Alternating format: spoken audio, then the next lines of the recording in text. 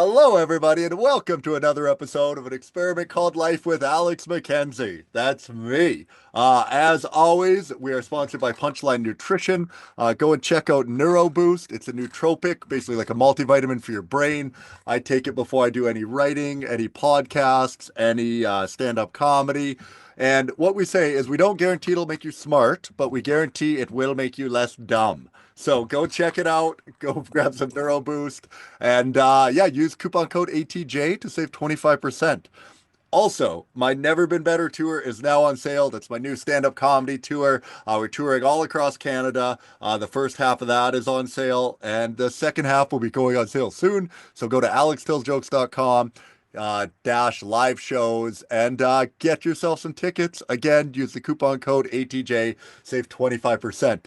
Now, I am very, very excited. We have an amazing guest for you tonight on the podcast. So she is a doctor, she is an author, a keynote speaker, and a coach. Please welcome Christiane Schroeter. Thank you for having. Thanks for coming on, Christina. I'm really excited to be here, I Alex. already said it wrong again, didn't I? It's Well, that's Christy. part I of even the tried to joke. write Christiana. Dang it. Yeah, it's part of the joke. After this episode, everybody has to keep practicing for themselves, right? Yeah. Oh, very exciting. So, you started off, you got a PhD in human economics. Is that right? Health economics. It's really good. Yeah, Health health economics. economics. Okay, Yeah. what did I saw it I'm very uneducated, not a very smart man over here. No. So but that's the study of behavior change, is that right? Or what? Yeah, you're looking at how consumers can change with economic signals, like Right. prices, income. How can I change health behavior by making maybe healthier food cheaper and more like other unattractive foods that are maybe unhealthy, maybe making them more expensive. Right. Okay. Oh, I see. So that's like through economics making it so Mhm. that it's better. Oh, and that would Mhm. be done at like a federal level, like the government.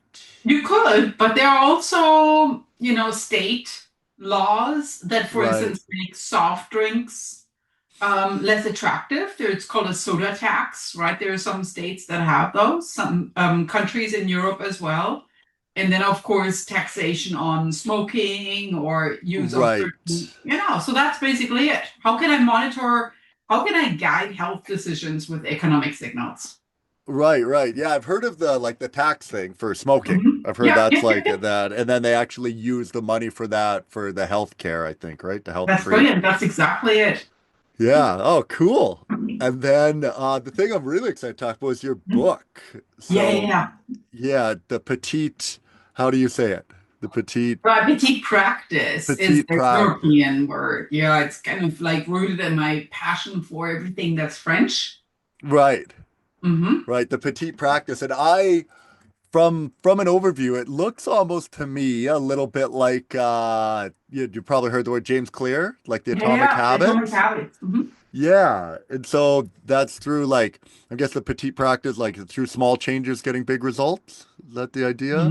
Exactly. And the idea really is, and that's why I also labeled it petite, that along the way you kind of find out what's unique and what's special to you. So for me, I get really excited about anything that's French, that's maybe like, packaged a little bit more European way, because it comes a little bit more with enjoying life.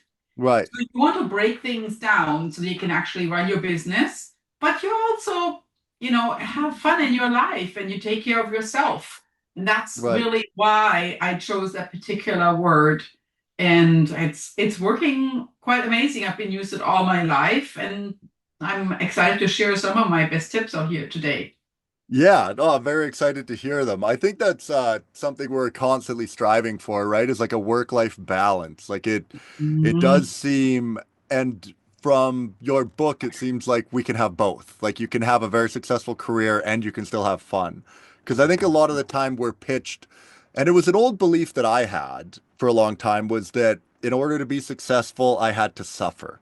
Like if it wasn't hard and I wasn't suffering, then obviously I'm not working hard enough and I'm not going to be successful. So I always used to believe that like if it was too easy or I was having too much fun, then I'm like, you're not actually working and you're not going to get the results that you want. But that seems to be a myth, right? Like, It is. And I want to kind of like put this a little bit in a perspective. right, Once you made it in your business and you really feel you got to the top, to what we can say, like you're winning in your business, right, I would say at that point, that's really when I would use my statement, what I call winning is not comfortable. Because once you look back, then you see all these amazing success blocks that you accomplished, but you also know yourself that there were a lot of failures along the way, a lot of struggles and challenges, that it really wasn't easy, right? right. And that's, important to still think it's not easy. It's not something that's just going to be smooth sailing, but because you take small steps. If you take a misstep, at least you're not falling all the way back to the beginning. You're just falling back to that previous step. It's kind of like in Right. this famous children's game, Shoots and Ladders, right? Where you're Right. moving your little peg along that game board, and then there's this one part all the way at the top, and you're sliding Yeah, yeah. You end up right back at the beginning. You're like, in there. And I was like, oh no, it's not like this. You're actually just moving step by step, the petite practice. And some of those steps might be a little harder, and some of them you're like, ooh, that was not a good decision. But then keep in mind, you're just moving maybe one back, right? And you keep going because it's just one step after another step, and you're figuring things out. yeah. Yeah, it does seem to be like you always see those graphs where they show it's almost like the stock market or anything, right? It's like up and then Oh, down and then slowly up a little higher and then back down. Oh no, totally. sorry about It's that. kind of like, I imagine like when you stand on stage and you try certain jokes, Right, it could be that some jokes are amazing and some are not. Or right. it could even be that maybe on the next day, that one that didn't work out very well maybe works with a different audience. It's It, just keeping on trying and really figuring out that, you weave a little bit of this in there, you weave a little bit of that in there, and that's really how we learn, right? Yeah, I think that that's very true with comedy. Like you do notice that night to night, crowd to crowd, different Yeah. jokes work differently depending on, and there's very little nuances to it. You're like, Yeah. that's why you almost have to, like, I try to record every one of my sets. I film every one. And Mhm. then you can go back and watch and be like, why did that joke work so much better tonight? And you'll Exactly. and you'll look and it's like even just your face. You're like, oh dude, like you were smiling and you're happy. I'm like, the other night you were like grumpy, like, meh, and it's like you said the same words, but you didn't say them the same way. Brilliant. So, That's yeah, exactly it. It's the same thing in business because sometimes you launch a product and your heart and soul is just in there and you're just like really convinced that this product, because it helped you, is going to be absolutely amazing. And on some other days, it sounds like you're just like a salesperson and it sounds nearly sleazy. And that's really like what a petite practice is all about. Like you try things, you vary a little bit, I call it pivot, and then you yep. keep going and keep going. And of course, it needs to be something like my latest book is called Discover Your Superpower that you're actually passionate about because only with passion you keep getting up and you keep going. Right. That's what I found myself. I always Yeah, think of that with comedy and stuff and it's a very competitive space, with it everyone is. and people are always trying to get ahead. And one thing that a lot of comedians do, myself now, I self-produce everything. So like I don't really have an agency. I don't have anyone. I've got a small staff that I work with, my mom and an assistant, and Love it. we just book venues and put on shows and do it all ourselves. And I have a lot of people, comedians ask me about it. Like, hey, how do you do this? How do you do these shows and this? Yeah. And I have no problem sharing all of my things. I'm like, there's no secrets. I'll show you everything exactly how I do it because you still have to do it. And I know that if you don't have the passion, like Yeah. it's gonna die off. You're not gonna be able to maintain it. And that's one thing I always remind myself now is like, make it be fun.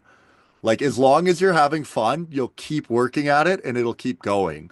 When you've sucked all the fun out of it, I'm like, you'll end up quitting because you're like, oh, this isn't fun anymore. I don't care. But I guess the other way around it could be having a strong enough why. If you like, that's a saying they say, right? They're like, what's that saying? It's like if you have a strong enough why, you can overcome any how. Yeah, actually, there's a worksheet in my book that's called What's Your Why?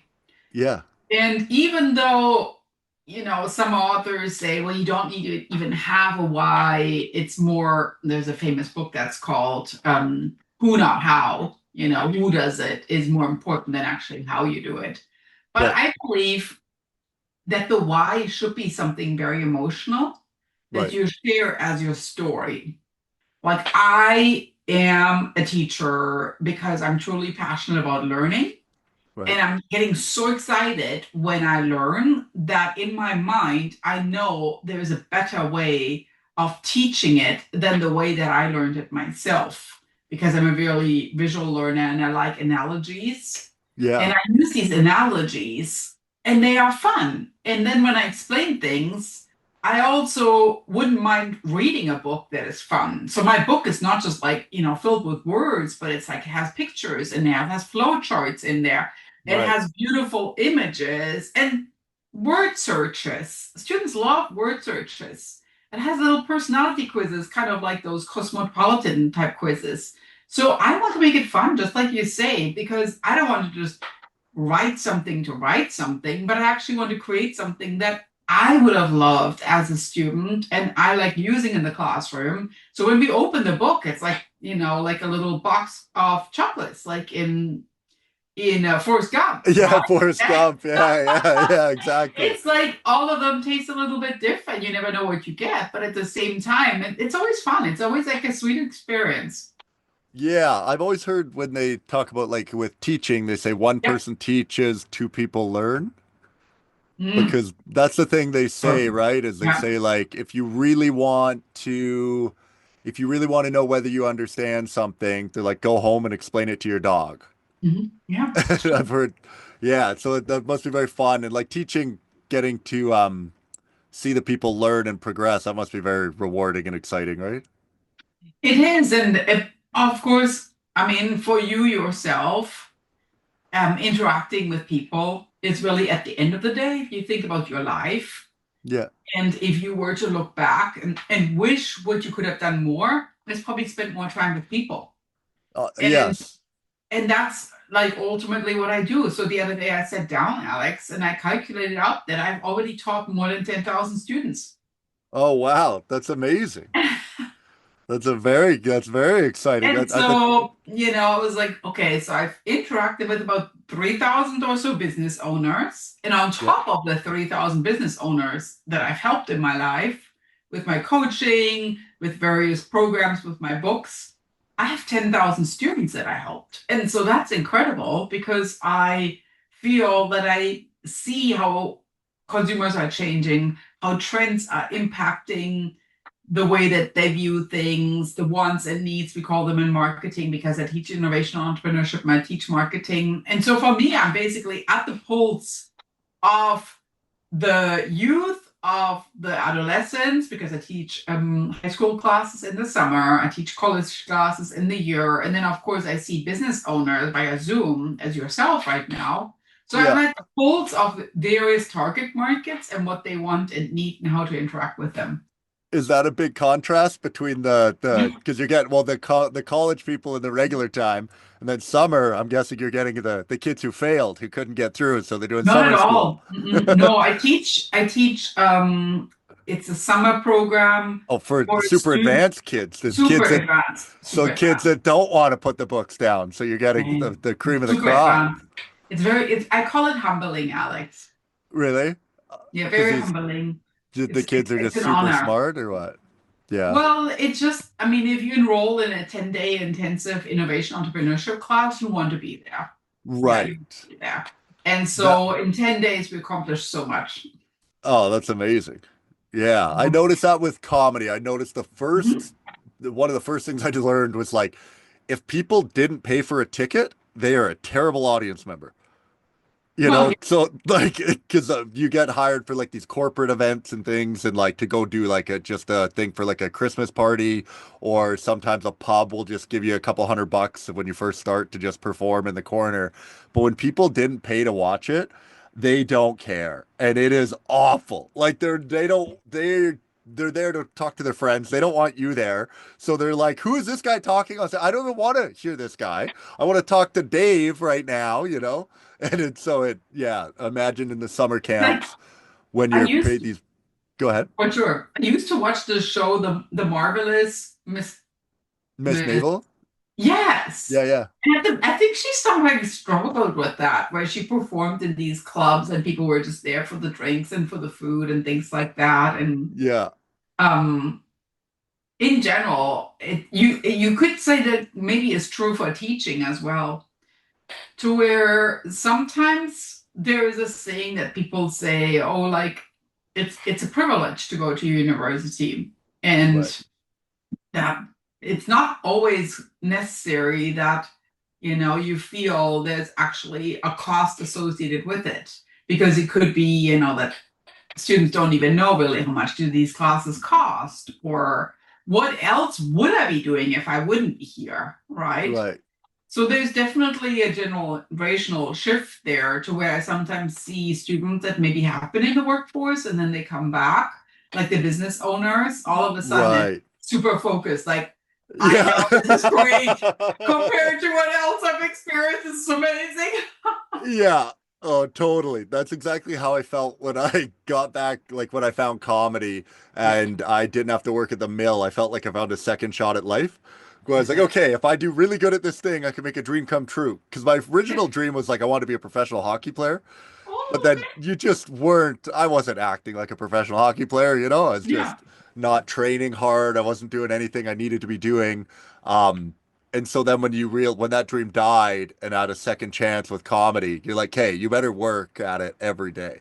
Um, I had a question for you. So it's What? actually so fitting because recently, so when I first, I'm really big on the why thing. Like you said, like you have to find a why because Mhm. a why for why do you do what you do? And I am now having to rediscover my why. So Really? originally, my why, I think what it was is one thing I wanted to do. I wanted to prove to myself and to others, but a lot of it to myself, that this idea that I had was true. And the idea was that I believe that anyone can do anything based Okay. on time and effort. So I'm like, if Got it. you pick something and you put in, so say it was like, what if I decided I wanted to be, who knows, like a surfer. I want to be a professional surfer. Or I decided that I was going to do that. It's like however much effort you put in over a period of time creates a trajectory. And then it's Mhm. like if you just stay at that, and like the higher the effort, the steeper the climb, and the longer the time, the further you'll Mhm. get. And we all have different starting points. And that's where I started with comedy. So I was like, hey, I'm going to try this with comedy. Like I wasn't very funny. I wasn't good at it. I was okay, but it was like you were nowhere near what you would call a professional comedian or doing it for a living. Mhm. And then I just stuck with it and was like, I'm going to write every day, practice on this thing. But I feel I've proven that now. Like my goal was like, oh, could I ever get to a point where I'm financially stable and I can make a living and somewhat close to what I used to make at the pulp mill doing comedy? And now I've achieved that. And so then you're like, okay, I'm only 6 years into my comedy professional career. I've been doing it 11 years, but 6 years professional, and I've already achieved the thing. So then you go, now you need to find a new why. And a big one is like, I try and be like, well, if I could reach this next level, I could create financial freedom for my family, like my mom and my dad and my brother and sister, and just the amount of freedom that would come with that. And my family's always worried about money and always, it seems to be everyone is always worried about money and that creates a lot of stress. So if you could lift that, so that's kind of a why that I'm leaning towards. But then also I'm like, my family's not suffering. Like it's not like they're terrible. Like it's not like, they're doing fine. No one's starving to death. No one. So it's not this like needed thing. Like, we got to get out of the gutter and get going. Like, they're okay. Mhm. So I have to find my why. What is your advice Yeah. to help people rediscover their why, or to how do you go about finding a why? Well, let's do it right now. Right, that's the page of my book. Tap into your why. Oh, I love this. Okay, so Let's tap do into it. your I mean, why. um, I call it like, let's not whiffle waffle. We're going to just do it right now. Yeah, I mean, Little dialogue. I'm on You know. board. So Okay. should Let so do me you read it to me and then I I'll read it to answer? you, and we're going to do it right now, Alex. Okay. Okay. Okay. So tap into your why. This is the first step, and you can be proud of yourself for getting here. Discovering your superpower is a journey. We will take things one step at a time using the concept of petite practice. Before diving in, let's reflect on your why. What are you intending to get out of this? Research shows us that thinking about why we want to do something increases our motivation. So that's really, really important because whatever we come up with has to be there on the days when you're maybe like, I really don't know that I want to do the show today. Okay. Right. When you're motivated, you're more likely to follow through. So that's the mindset we want to cultivate here. Prime to inquire and then implement. With that, let's do it. So, why is it important for you to do what you're currently doing? And actually, let's maybe not even think about your profession right now. Let's more think maybe your superpower. It could be that you're a comedian, but it could also be that you acquired a new skill, that you're maybe just a great learner, right? You picked up Right. something that was maybe unfamiliar to you. I mean, how would you describe your superpower? Oh, my superpower? I would probably say I'm not afraid to look stupid. Okay, So that's good. like I like that. so I I'm willing to try a lot of new things and fail. Like I don't mind Good. failing, you know? So it's like Good. when you fail, I'm like, well, I don't expect to be good because I've never done this before. So you're like, it's my first time trying to, ride a surfboard. So Good. when I'm crashing and failing, you're like, yeah, I'm not good at it, but I don't expect I should be. So I'm good at failing. That's the thing I learned. Mhm. And then comedy's great for that because I fail all the time up there. And you're like, man, I am getting so much better at failing. And I don't know. I'm like, shouldn't you be getting better, not just failing? No, it's actually good because I think that most of us don't normalize the importance of failing enough. And then we think failing is actually something very negative, when in reality, the more you think about how great failing really is, the better. Because you're putting yourself out there and you're getting the experiences that, okay, that worked, well, that didn't. And that was amazing, and maybe that wasn't. And it's so you're, in essence, it's just like life is a spice rack, and you're just grabbing these different spices and you're trying them out, and you see what's the blend that I want to put together for my own personal life, right? Right, And that's how I look at failing, because sometimes you're like, oh man, I added too much of this. This is not good. This blend, not good. So that kind of was a failure. I'll start over again. And then you start again, starting a new blend. I think that's how we need to look at this. That failure just stands for it was your first attempt in learning. You tried something, you're like, okay, that was kind of semi good, but maybe I should have done more of this or more of that. And I think right, that's our superpower, is that we are sometimes afraid to try spice blends because we're thinking it's going to be a failure. But in reality, you don't want to be, as we just talked about earlier, getting to the end of your life and then, oh gosh, I just wish I would have tried comedy. right. Wouldn't that have been fun to see these people laughing about my jokes and making their day just a little bit better? Yeah. Yeah, I really like that Maybe, the quote where they maybe say that's how you like, need to think about it in terms of like your why. Is there something when you stand on the stage that you really feel is great? when I'm on the stage, what is there something that makes me feel great when I'm up there? Yeah.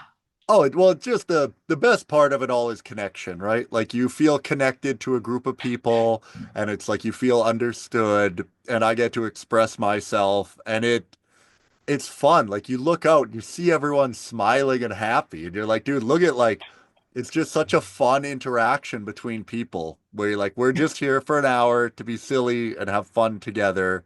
And I don't know, it makes it feel like the world isn't that doom and gloom. You're like, we're doing fine. Look at this. A room full of people all laughing, no one's fighting, it's getting along great. Yeah. But I mean, no, I think that's a great why, in my opinion. yeah, well, I think a why, like from a personal reason, would be more like I want to have a family in the future. Like I want to be a husband, I want to be a father, but Mhm. I need to create a strong enough foundation to support a family. So that's something I think about a lot, where if I could get to a certain status in my career, where if the shows were bigger, then I could make more money per show, I would be able to tour less and be at home more for your family, and then you could provide for them, through it. But I also think that where you are right now in touring, you have a higher chance of meeting somebody because Right. you're putting yourself out there. Yeah. That's one way, as you said, it's the connection. You're connecting with lots of people, you're meeting people, and you're building that network of potential partners, so to speak, which Yeah. is an amazing opportunity because a lot of people are afraid to put themselves out there. Yeah, I should make that the name of my next tour on this partner search. I It's love me. that. I think I that's do kind of fun. I do comedy. I could get people to apply and I bring like three girls on stage, all to sit on a stool behind a curtain, and Ooh. then we interview them, and Oh, then I go on a date with one of them. It's just now turned into oh, a like game that show. show with the blindfold. That's going to be really intriguing. This is a comedy on a whole new level. Yeah, comedy dating show. Very Or fun. maybe it's a VIP ticket. Like if somebody buys it, you can have a meeting with Alex one on one. Oh, that'd be so fun. Dude, that's a pretty clever way of getting the girl to pay for the date. Hey? Like, here's the VIP, and then The you get to go out for VIP. coffee with Alex, and then I I like use the money that. from the VIP to buy their And coffee. that's You're like, I got it, I got and then it. it's kind of an interesting why as well. I'm doing comedy to just find my personal match, right? Kind of intriguing if you think about that. Yeah, Down to something. This is a whole new business model. yeah. But then when you find your partner, your why's done, right? So you got to find. But do you Well, just keep that adding more whys, you think? You just keep going? the way that I think about the whys is I like the whole thing with the financial freedom and stability and all this. But at the end of the day, it's not going to be what you're really going to be proud of in terms Right. of that's the legacy that you left. Yes. Because you need to think, like, whatever, 40 years from now, right? Like, towards the end of your life, what is it really that you want to be most proud of leaving behind? What's your legacy? That's the why. Yeah, but that's going to be my kids, right? Like it's going to be your children, and then Could be, but it's what do you going to want be to be known for and when your you're not in the comedy room? albums, I would Yeah, think, right? You would want like to have some meaningful art that you've created, yeah. and then you're going to want your kids, and then you're going to want, yeah, to know that you created a better life for others, that, Exactly. We know yeah, be good. yeah, And you could even coach other comedians, as you said right now, with your touring experience and how to do that, which maybe doesn't even require you to tour yourself, but you're just helping others to do that. yeah, yeah. There's lots of different stuff we can do. So what is with the small changes? So what is Mhm. one petite practice that you recommend that like what's a small change that you think that anyone could make that they'll see a beneficial impact in their life? I think it's getting off your desk and getting out into nature, or just leaving at least your house and going for a quick walk, because that's really a very low impact workout for your Right? body, but it's a huge high impact workout for your brain. You're getting Right. out, you're meeting people, you're switching off whatever stress you had going on sitting in front of your computer, you're giving your eyes a break, you're just enjoying nature. and maybe you're seeing some people along the way, as I mentioned, and it doesn't even have to be long. Like that petite portion could be just 5, 10 minutes where you Right. may be leaving your work. And I always hear that. I don't even have time for this. I don't think that if you really don't have 5 minutes, we have some serious issues, right? So Right. you always want to make sure that you're allowing yourself the freedom to step away with the knowledge that it will actually make your work even better because you did step away. Right. Yeah, it's almost we find that so often, like the thing to move forward actually seems almost contrary to Yeah. what our natural instinct would be, right? Exactly. And then, Because of it's course, like we think you're like we got to be at our computer more, we got to be working more, doing more, but it's like you'll actually make further leaps by taking that 5 minute walk, clearing your mind. You'll probably even come up with maybe a better, more efficient way to do it, and then you come back to your desk and execute. kind of like what we talked about at the beginning, frequently the hard work and the pain is associated with that's the only way that you can really win. Like with pressure comes growth, right? And why I said that winning is not comfortable, it's not that it's constant struggle and extra hours lead to extra gains. Absolutely not. It's more really allowing your mind to also play and be creative by being away. And my best ideas never come when I look at my screen. They always come when I'm actually away from my screen. Right. Yeah, I talked about this on a previous podcast that like to be creative, you almost need to get bored, right? Mhm. Like you need to shut off all the input coming in and just let yourself kind of sit and play with an idea and just let boredom come in. And that seems to be where we create the best from. Yeah, it was actually a famous comedian, and I need to think about his name right now. He's the comedian that has that skit with the Hot Pocket. Yeah, Oh, Jim Gaffigan. oh yeah.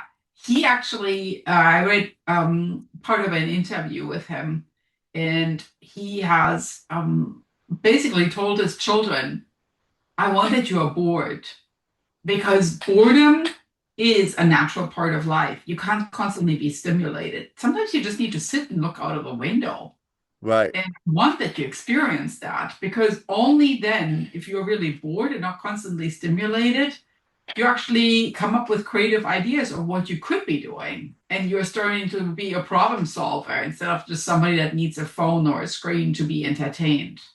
Yeah, that I think that's very, very true. I noticed that John Cleese also mentioned that in a keynote that I watched. He talked about having to be bored to Yeah. be able to create. And that's what I've found is I actually get it's one of the biggest things I learned in business this year. A good friend of mine taught me, and it was like addition through subtraction. Oh, I like that. So Hmm. he talks about like it's more like what I learned for business on the financial side anyway. Like it's more valuable to save $100 than to try and make an extra $100, you Hmm. know? So you can Yeah. actually get more just by subtracting. Like look at your expenses and be like, what are we wasting money on? What don't we need to be?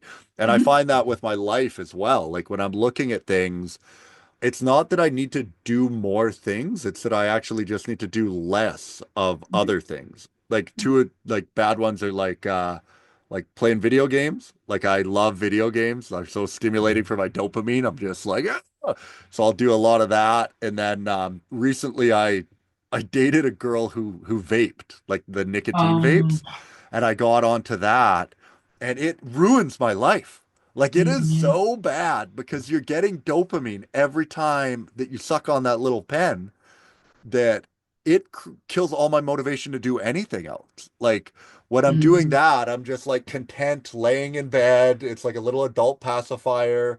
I'm just sucking on this thing as where then I'm like, I don't need to get up and write. I don't need to do this. Like, I'll scroll on my phone and my brain is like, happy, we're getting dopamine is where when I take that away. So I'm like a week out now. I haven't vaped in a week.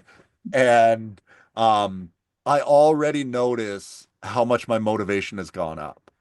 good. Like yeah, go And ahead. I love so much that you realize that there is a problem because it's the only way you can change, right? Hello, everyone. We're back. Sorry, I ran out of disk space as I was recording because I have just so many great projects on the go that my hard drive is so full. It's definitely not full of useless information. It's all very valuable stuff. So I think before we got cut off, I was just talking about how addition through subtraction. That sounded right, you know? Oh, that sounds very good. Yeah, that it seemed like it was more valuable. It's almost more valuable to like remove things than it is to try and add more. And I Mhm. noticed that with even like my I watch a good podcast on recovery. I like weight training, like I like going to the gym and people you have to have a recovery day. And one of the guys, Mike Israetel, always talks about people always say they're like, what should I add to my recovery day? You know, what's the thing that I should add? And he's like, that's completely wrong out of the gate. Like you shouldn't add anything. He's like, remove. Like an ideal perfect recovery day is like if you can lay in bed all day and do absolutely nothing, he's like, that is the best recovery. Like you'll get the most mental recovery, you know, like like your they call it like systemic fatigue. So like Mhm. all of your systems, you know. So it's not just even your body, but your mind as well. The more that you can just shut everything off. He's like, ideally like a bag of popcorn, pajamas, and Netflix is like a perfect recovery day. You don't need a sauna, you don't need a stretch in a steam room, you don't need to do a yoga, you know, like yeah. Yeah, Yeah. I like that. I think individually, though, that's, something it might work for some people. I personally can't see it would work for me, to be honest with you. For your recover, oh, for like an actual recovery day, just doing No, nothing. no. No, Not laying in bed all day and watching TV. That would absolutely not be my jam. Nope. yeah, I find it very hard too. I think though it's like I've noticed my attention span has got so much worse ever since I got on social media. You Mhm. know, like Yeah. because you used to be able to watch a movie. Like it used to be like a movie, you could get through a movie. Now, like 90 minutes, like I'm like, Mhm. forget about it. Like good luck sitting there for 90 minutes and paying attention to that screen without your mind wandering and being like, I'll check my phone, or maybe I'll go and get up and do this, or I'll go do that. Like I can't Mhm. lock in for a movie. I've been trying to watch the same movie now for like 6 nights in a row. It's what is it even called? I put it on every night and I fall asleep within 10 minutes. And I'm making it Mm. no further. Den of Thieves 2, I think it is. It's just like a action movie. Very silly. But yeah. Well, I think what helps is, for me at least, to recover is just sit somewhere, like it could be at the beach or somewhere, and just kind of observe nature. I think Yeah. that's the best recovery. Just kind of like look at things around you, just observe them, or maybe even sitting somewhere in a coffee shop and just observing people or at an airport, right? And just observing what's going on. It's just kind of nice to see human interaction or nature and not look at your phone because there's so much we miss when we constantly look down. Right. So I think that sometimes, the best things can happen when you remove towards your amazing comparison from earlier, remove the electronics, remove your phone, and just kind of be. And that's how I would probably recover. That I'll probably just be outside in nature and just kind of sit there, or you can even close your eyes out there and just kind of like hang out there and then enjoy all that, listen to the sounds, see how it feels, and really use your senses. And then you come back and you probably completely rejuvenated from being inside all day and looking at your screen because there's so much you miss. Right. Yeah. You know, you're talking about the looking down thing. I have a theory Yep. on that, that like it causes you to be sad. Like Mhm. just even the like the physiology of looking down at a screen. Because it's like I've heard those studies where they talk about like a power pose, you know, like Yeah. sit up straight, chin up, chest out, and it's like it increases testosterone, lowers cortisol, um, all just from your posture. And inversely, if you get people to like go in the fetal position and curl up, that their cortisol levels actually rise and their testosterone lowers.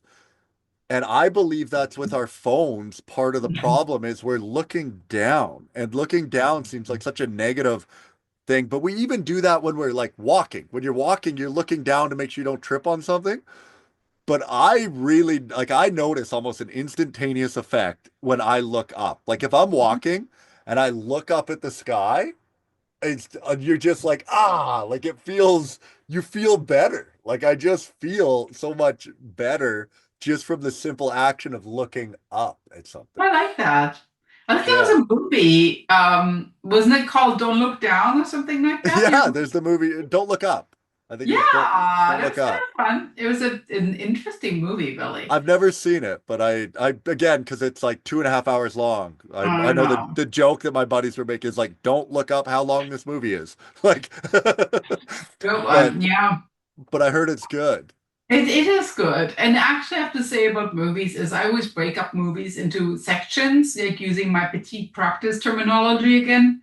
Right, So I break up a movie into at least two parts, if not three parts. And it makes it more manageable in your brain, Alex, because you right, don't think you're going to sit there for 2.5 hours, but you rather think, oh, I'm going to be here for 45 minutes. That's manageable.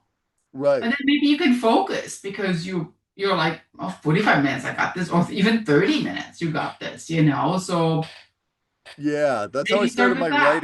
my writing practice. That's how I Yeah, started. It was like I was like I'm gonna do 5 minutes a day. And I yeah, would just set a timer for 5 minutes and I would literally just write. Like, here I am writing. I'm writing today because I told myself I would write for 5 minutes. I don't really know what I'm gonna write about, but I'll do it for 5 minutes. And then when I'm done, I'll be done. But whenever I'm done, it's gonna be finished and I don't have to do this anymore. And it would just be like nothing. You just exactly. word vomit.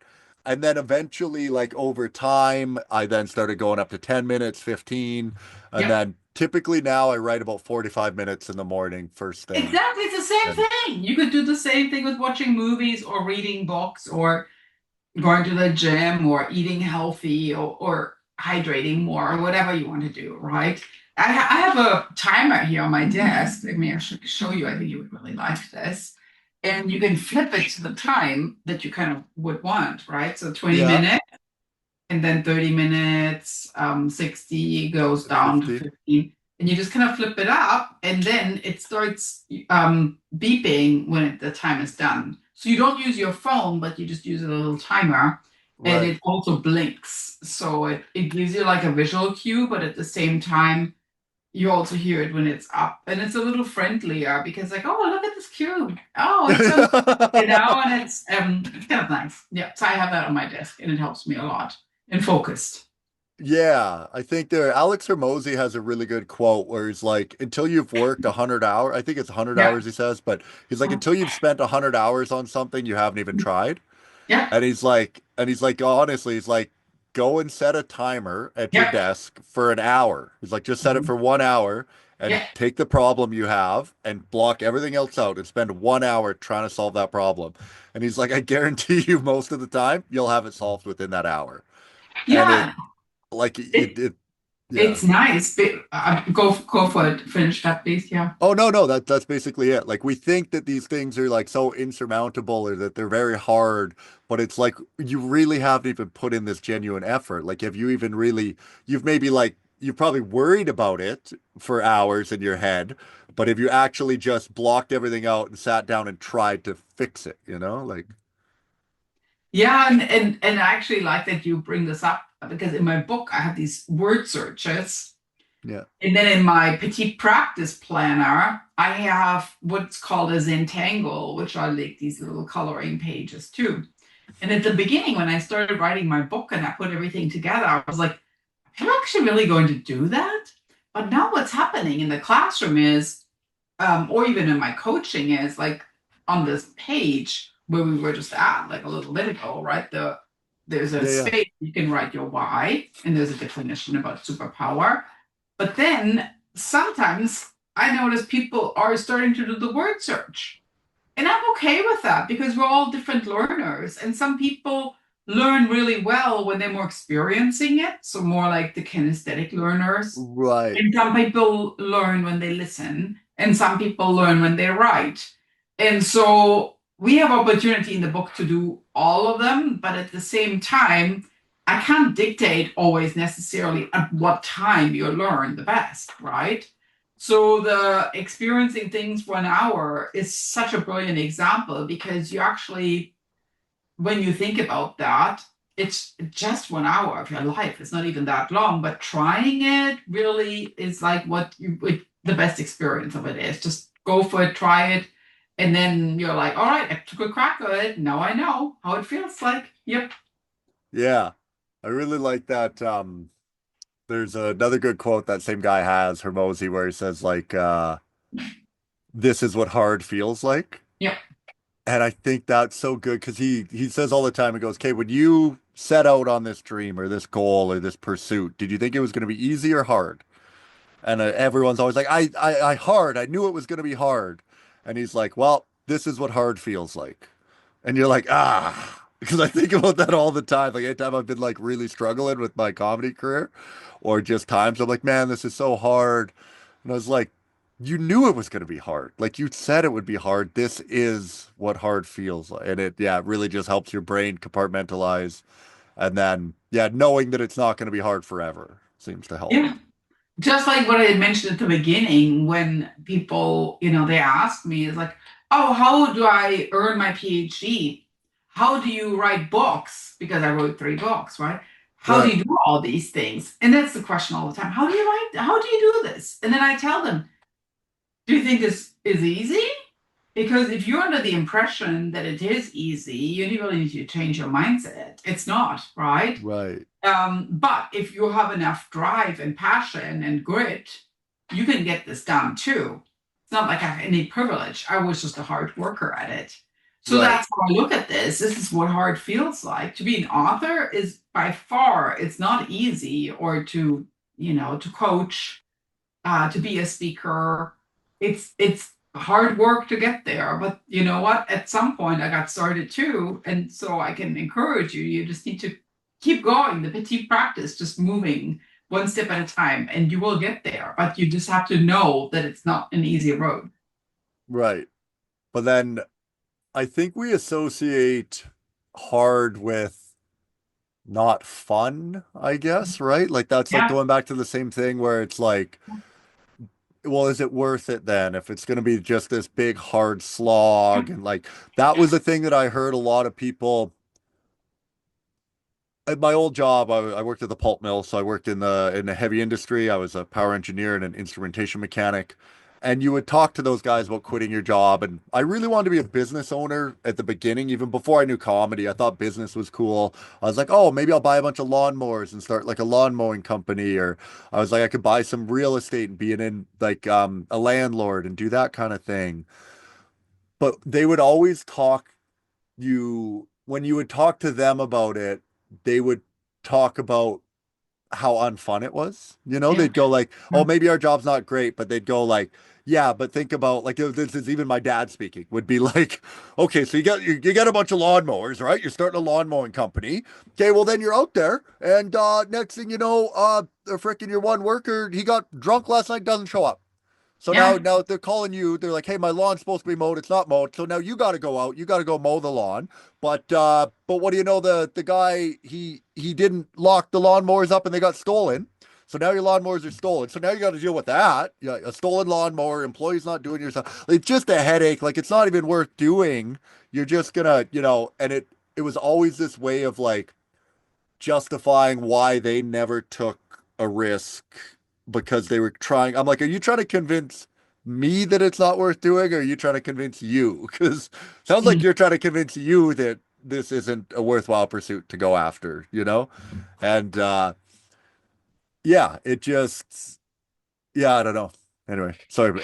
No, I love that because frequently what happens that you look back at the end of the day and you're going through the cost of the lawnmowers, through the employee that didn't show up, through the customer that maybe wasn't happy, and all these things. But at the end of the day, you need to think back to how we started this, right? We talked about the why. Why did you even get into this? I hope it wasn't just money because that's the wrong motivation. Of And course, yeah. secondly, I hope it taps somehow into looking at all along the way what you created, your wins, right? So a petite practice, I love the concept because you also need to break down your day into those are the small steps I took, And those are the small wins that I had. So at the end of the day, think, all right, so maybe there was that employee that didn't show up, the customer that wasn't happy, the lawnmower that got stolen. But what were all these amazing things where maybe you helped out, some family that couldn't mow their lawn anymore? You transformed somebody's yard into an area where they can use it for recreation now. And of course, you feel you're actually doing something you're really good at. So you're tapping Right. into that superpower. And that is something you need to write down at the end of the day. Like those little wins along the way are what going to keep propelling you forward and what going to make your really become even more firm what is my why. Right. Well, I think the biggest thing, because I write out monthly goals all the time with my why and like how am I going to achieve it and then why am I doing it? And the one that always comes to the forefront for why is like self-discovery and the person I'm becoming. Like my favorite thing about stand-up comedy is I've learned so much about who I am. Like, because every day I get to write, I go, who is Alex McKenzie and what is it like to be Alex McKenzie? And then I've learned so much through that. I think of situations I've been in and like, how did I feel about that? How did I react to that? What do I wish I would have done differently? Like, and so then you learn who you are, and that has been the greatest reward that I've found out of it. And then, yeah, the person you're becoming seems Mhm. to be the product more than anything. Like it's more than anything I've created. Like, because I can confidently say, like in front of you today, and I guarantee I'll be able to say this again in 6 months, but is like in front of you today is the best Alex McKenzie there's ever been. Like I am mentally, spiritually, and physically, I'm in the best shape of my life. I am, spiritually the most fulfilled. And, my mind, I feel, is the most at peace it's ever been. And so and that seems to all be a byproduct of doing this thing, of the comedy. But then, what always happens there is then you go, oh, that's very selfish. It's all about you and you're making you better. And I'm like, no, you got to make other people better. And I don't know. Who knows? Why do you do anything? Well, I think the way that you need to look at this is really like you're putting your oxygen mask on to then help others, right? It's just Yeah. like an airplane. In case of emergency, you help yourself. And by helping yourself and by discovering how you are aligned now in various parts of your health, your wellness, your spiritual life, you're helping others because you're essentially showing them this is, how I can transform your day. I can bring a smile to your face and I can do certain things. And I'm feeling I'm a little more aligned. And the way that I would look at this, Alex, is I would think, well, just wait, what else there is to come? Who knows what's happening 5 years from now, right? Yeah. Yeah, it's very exciting. I'm very happy with it. I love creating. I really like that. Like my dog passed away last month and it was very, very sad. And yesterday I finally made like a memorial video for him and I got Mhm. to write. And I spent the whole month writing, trying Yeah. to process it. What do I want to say and what were the takeaways from it? And then I created a memorial video for him yesterday and put it out. And it's got the least amount of views out of anything I've put out in the last probably year, but it's my favorite thing I've put out because it has so much meaning and love behind it. And I I love it. Like Macklemore is one of my favorite artists, and he has a really cool line. He says, "Life's a beautiful struggle. I record it and hope it helps you maneuvering through yours." Mhm. And it's like that seems to be the beauty of art is like, you get to go through life and then you get to dispense your life to others, and then hopefully they can see part of their life in yours, and it helps them navigate and move easier through it. Yeah, and with your dog, first of all, I'm sorry about that. But Oh, then thank you you. didn't create the video to get the likes and the views. You created the video to be feeling more at peace. It's like part of a healing journey that you Yeah, want to leave a memorial, right? And to be right. honest with you, that's the amazing thing about podcasting. So my podcast, Happy Healthy Hustle, Yeah, I always emphasize to people it's the happiness, it's the health, but it's also the hustle that we are all trying to align somehow. And sometimes there's a lot of hustle, but we need to think, okay, what would add some happiness to me right now is to make this video and then to share it with the world. And there might be some other people out there too that think about this. Okay, I wish I could, heal this way and have a video as a memento there for my dog or my pet or my partner. I think that's so important that you just need to look. It's my why, the reason why I did this, because it helped me and maybe it inspires some others to do the same thing. Yeah, I think that's a big one, the inspiration. Because I do know another one. I have a niece and nephew. That's why I was even late getting to the podcast, was picking up my nephew. And he's at a very formidable age. He's 15. He's getting into sports now, and he's really likes wrestling.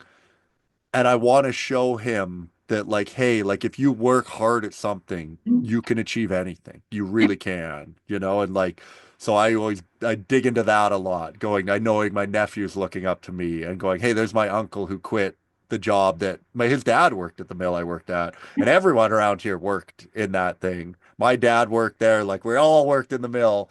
And I want to show Paxton that, like, hey, you can do this other thing if you just put your heart and soul into it.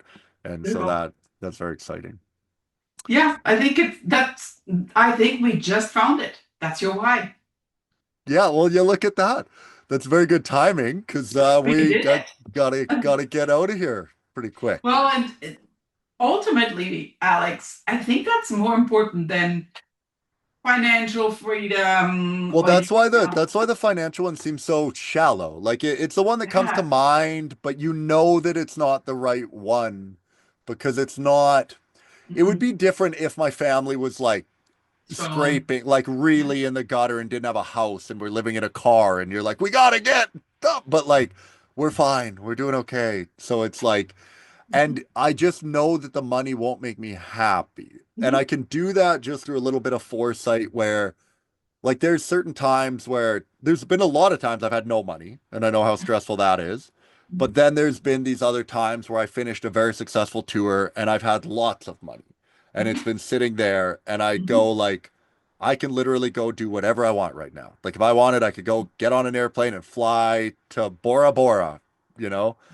Mhm. But you look at that and you're like, I just want to keep like I want to just keep doing what I'm doing. I love waking up. I like doing my writing. I like cooking good food. I like going to the gym and trying to get a little bit better and doing comedy. And that's what I want. And the only thing that'll change with money is like it'll be a bit more comfy. Like right now I'm in an RV that's like 23 feet long, but you're like, what's gonna change? You'll be in a big fancy motorhome, like, and you'll be doing a bigger arena, but are you gonna be happier? Like, you're already living your dream right now. So if you're not happy now, you're not going to be happy then, is kind of the thing. I feel like we totally came full circle here. This is beautiful. We discovered the Yeah. why. I love Yeah. it. Yeah. Well, thank you so much for coming on the podcast today and for bearing with me through the technical issues and all of that. I think it was actually making this even more powerful because it was our why. We wanted to do this recording today. And so we were like pushing through it. Yeah, we gotta get through it. So, one thing that I always ask everyone, is here's a quick question before you leave. But What is something that you used to believe to be true that you no longer do?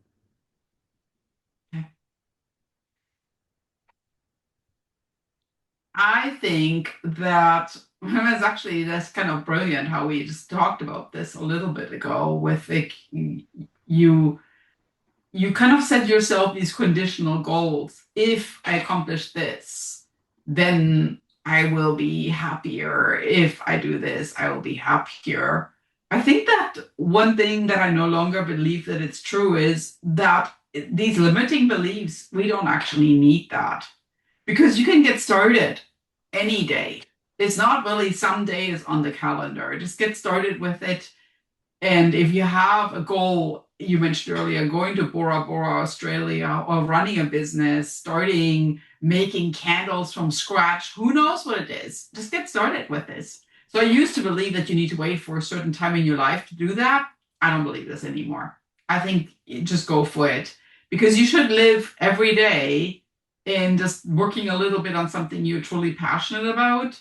And it could be that you actually figure out that's absolutely not what you want to do, but at least you figure it out, then you can find a new why. So Right. that's what I really firmly believe, that all of us should work on our bucket lists and figure out like a little bit more of what aligns us more with what we're really here for. Right. Oh, that's very beautiful. Right. Okay, well, thank you so much for coming on the podcast and sharing everything. Where can people find you if they want to look you up? You've got your podcast Mhm. Happy and Healthy Hustle is the name of my podcast. And then my books are on Amazon. My name is Dr. Christiane Schroeter, and Dr. Christiane written out. Doctor is also the name of my website. So drchristiane.com.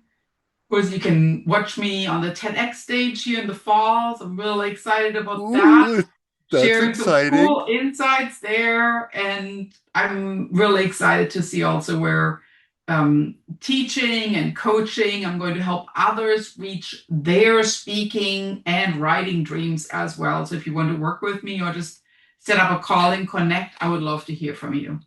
Oh, that's amazing. Okay, well, thank you, everyone. Dr. Christiane Schroeter. All right, thank you for coming on, and we will chat soon. Thanks. Okay, bye. Now, how do I shut the recording off?